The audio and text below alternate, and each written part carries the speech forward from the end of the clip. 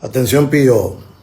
El Pío te tenía respeto, te tenía admiración, corría contigo, me curaba con cosas sanas que tú hacías. Pero ya yo veo que lo vio, el deseo de pertenecer te tiene divariando.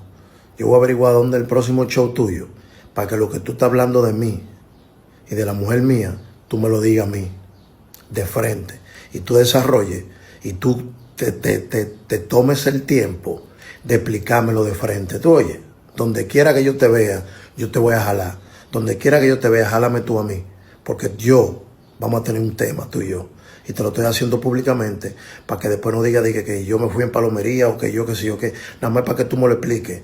Toda la mierda que tú estás hablando y toda la bacanería de que para meterle al bloque, para verte bacano, para que tú me lo digas de frente. No te preocupes que yo voy a salir por ti. Donde quiera que yo te vea, tú me lo vas a explicar. Y tú sí me conoces, tú sabes qué tipo de juego yo tengo.